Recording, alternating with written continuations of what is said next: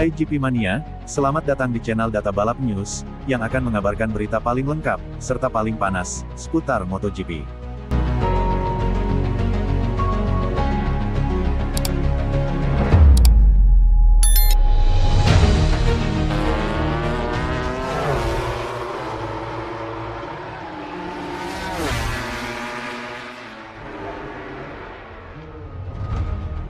Marquez memenangkan sprint di Brno di bawah tekanan.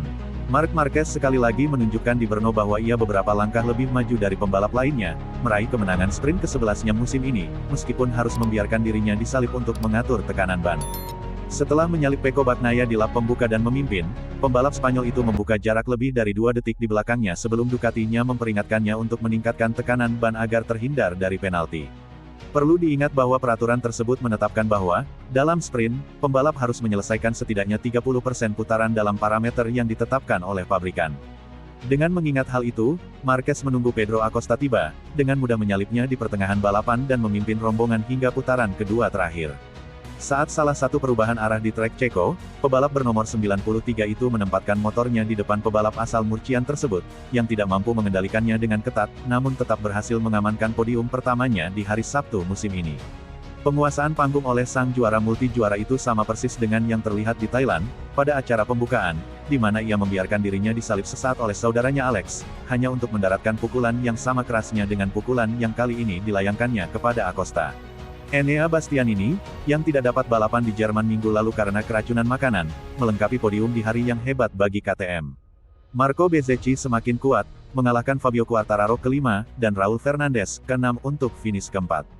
Bagnaia, yang juga terpaksa memperlambat lajunya untuk menghindari penalti karena melanggar tekanan ban minimum, akhirnya melewati garis finish di urutan ke-7, hanya tertinggal lebih dari 3,5 detik di belakang rekan setimnya.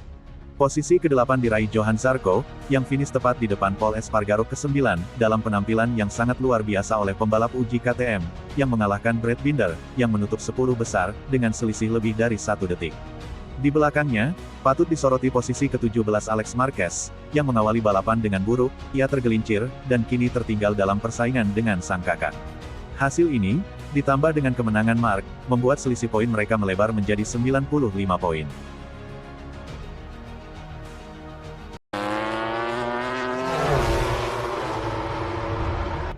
Pedro Acosta tentang sprint MotoGP Ceko yang sangat bagus, tidak normal Marc membiarkan Anda lewat.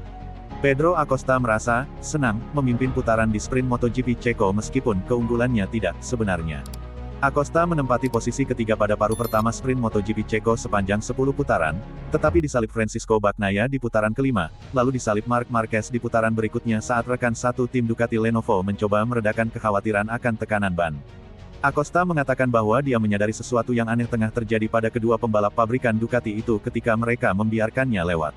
Saya membayangkannya, kata Pedro Acosta setelah cek sprint, berbicara kepada MotoGP.com. Tidaklah normal jika orang-orang seperti Pecco, Francisco Bagnaia, dan Marc membiarkan Anda lewat seperti ini. Pokoknya, saya memberikan 100% kemampuan saya di setiap putaran, saya hanya berusaha untuk tidak membuat kesalahan agar bisa secepat mungkin dan itu cukup baik. Acosta mengatakan podium itu diraihnya setelah awal tergelap dari musim kariernya. Yang pasti, ini adalah awal musim tergelap dalam karir saya di kejuaraan, ujarnya. Senang sekali bisa kembali, senang sekali bisa bertarung seperti ini. Memang benar, memimpin itu tidak sepenuhnya benar, tapi, bagaimanapun juga, senang bisa beberapa putaran di depan. Mengeluarkan Marc Marquez, saya pikir saya adalah yang paling kompetitif karena saat itu saya memiliki jarak dengan posisi ketiga dan keempat. Saya pikir, untuk ini, kita harus bahagia. Kita sudah melakukan pekerjaan dengan baik sejak Le Mans, sejak saya menjalani operasi lengan. Sekarang kita harus terus melaju. Berbicara lebih lanjut tentang kecepatan Marquez, pembalap Red Bull KTM Factory Racing itu menambahkan, Anda hanya perlu melihat kecepatan yang ditunjukkannya sebelum masuk ke P2. Untuk ini, jelas bahwa dia memiliki sesuatu yang lebih dari yang lainnya. Tapi, bagaimanapun juga, menyenangkan bisa memimpin beberapa putaran dan menyenangkan juga bisa mengikutinya di putaran terakhir. Acosta bergabung dengan rekan satu timnya di KTM, Enea Bastianini, di podium sprint di Brno. Pembalap asal Murcia itu mengatakan performa RC16 di Ceko berkat cengkeraman permukaan trek baru. Jumlah cengkeraman yang tinggi ini sangat membantu kami, katanya. Memang benar tidak semua trek akan seperti ini dan saya pikir kami punya gambaran jelas tentang apa yang harus diubah sebelum Austria. Untuk itu, sekarang saatnya kita memperbaiki diri. Mari kita tetap tenang dan berusaha untuk tetap seperti ini.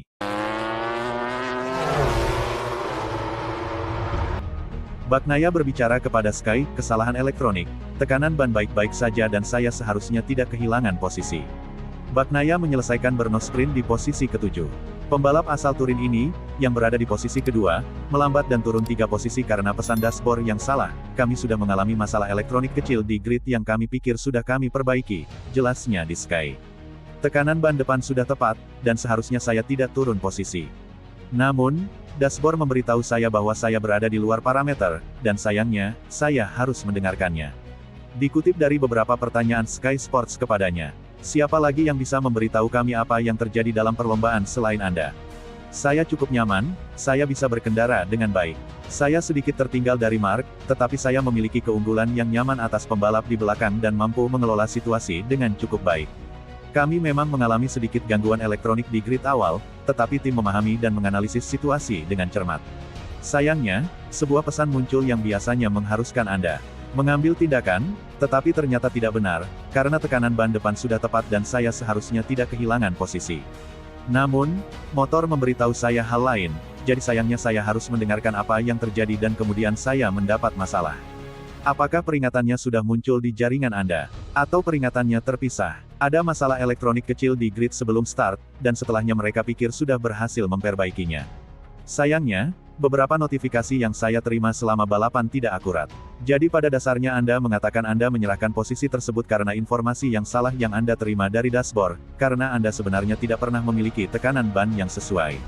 Tepat sekali, sampai-sampai ketika saya sampai di pit, saya tidak mengerti mengapa saya tidak diselidiki, karena saya yakin sudah dihukum karena tekanan tersebut, karena motor saya memberitahu saya bahwa saya belum menempuh putaran yang cukup untuk tetap berada dalam batas kecepatan. Namun, kami menganalisis dan melihat data telemetri, dan ternyata pada putaran kedua saya sudah baik-baik saja dengan tekanan tersebut. Namun, motornya mengatakan sesuatu yang lain. Sayangnya, saya tahu cara untuk sampai sejauh ini, tim pasti sedang menganalisis alasan di balik semua ini, dan seseorang di antara mereka pasti bisa menjawab pertanyaan ini dengan lebih baik. Pada akhirnya, saya kalah, yang sangat disayangkan karena kami bermain bagus.